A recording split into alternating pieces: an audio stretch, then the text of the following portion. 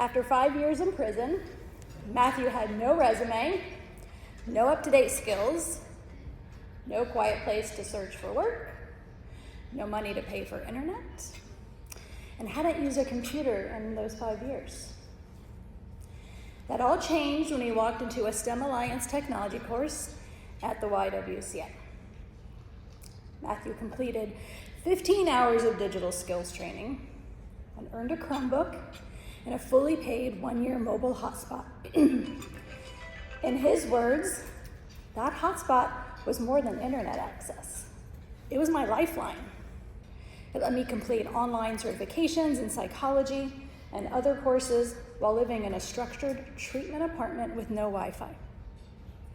It allowed me to build a professional resume, apply to several jobs, continue online education, and develop professional relationships.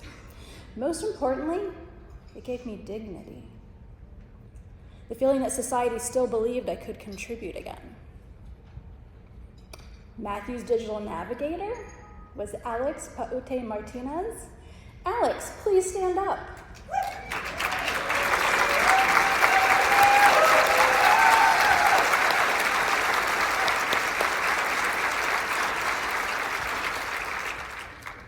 In Matthew's exit survey, he stated, "I want to commend Alex and his coworker Lutz for their exceptional efforts in educating us and ensuring that our knowledge is applicable and valuable in today's world." Alex is a hero.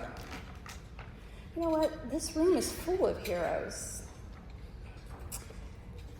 Despite the loss of federal funding, despite too many conversations on what words we use to describe our work, and despite the struggle for financial support from philanthropy being tugged in too many directions, the field of digital inclusion is still here.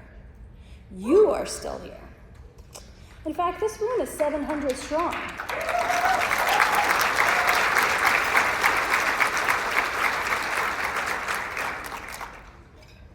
The field of digital inclusion is its own distinct field.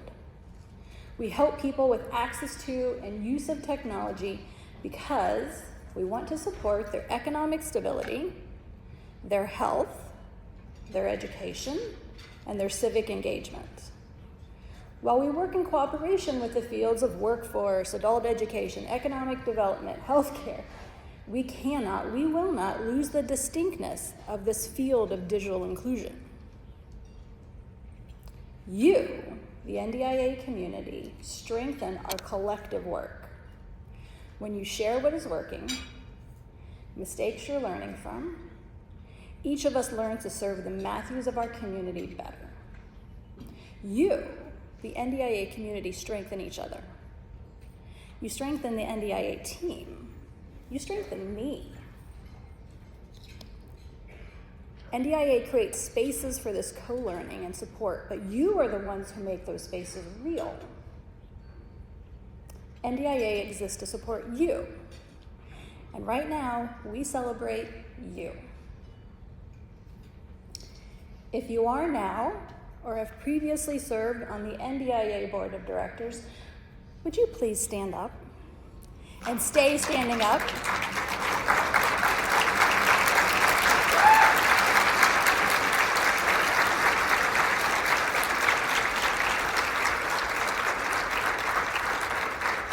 If you organized a birds of a feather for any net inclusion, please stand up and stay standing up.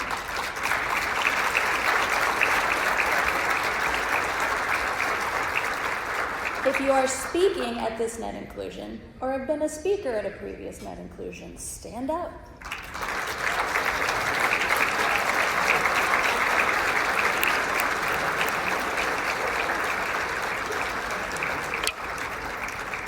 Don't sit down. If you have participated in an NDIA working group, stand up.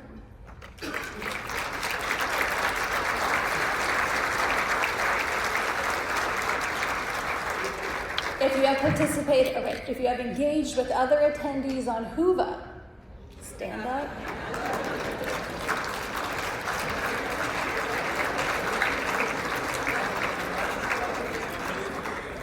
Don't worry, there's more coming. If you have taught someone how to reset a password,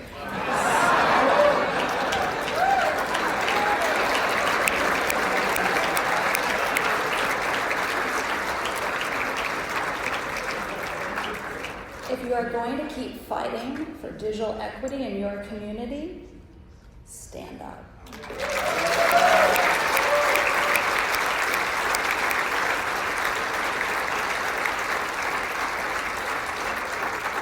Okay, now look around you.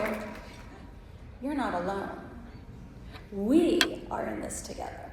Now you can sit down.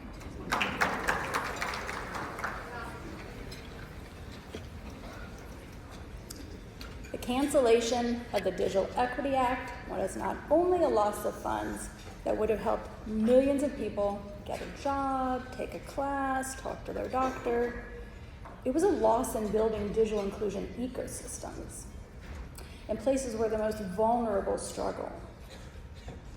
These are the communities you all choose to work in. You have not chosen the easy career, my friends. You do not make widgets and then go home, forgetting about the widgets until the next day. You carry the struggles of your community members with you when you walk into your own home. During COVID, you figured out how to provide remote services of this very human work. And now some of you are providing remote services again to community members afraid to leave their homes. This work is not for the faint of heart. Since we all refuse to simply cry in our beer or coffee, your choice, how do we collectively move forward? How do we preserve and expand our work? I have thoughts. 1, do not stop. Yes, take much needed breaks, but do not stop. Keep guiding your community members to affordable internet choices. Keep getting computers into their homes. Keep teaching them how to be safe online. Keep teaching them how to digitally conduct any aspect of life.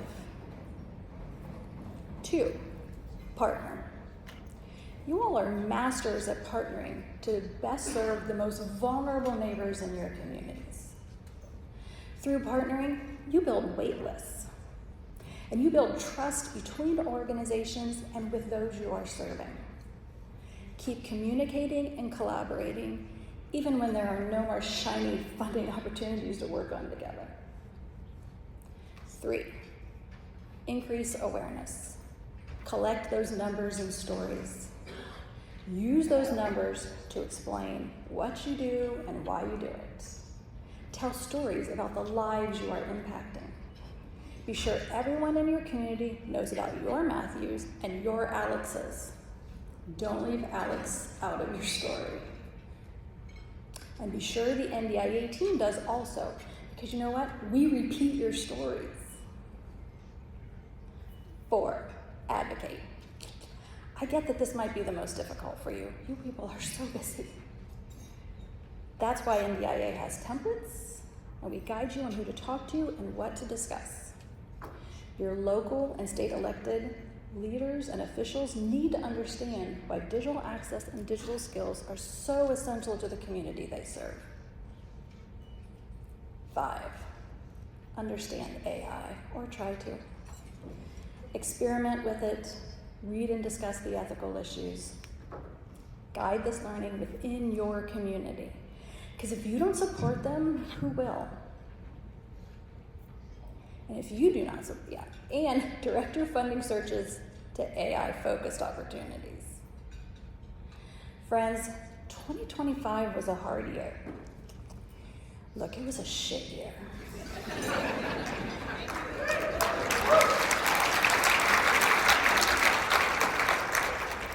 My 2025 bingo card definitely did not have sue the federal government on it.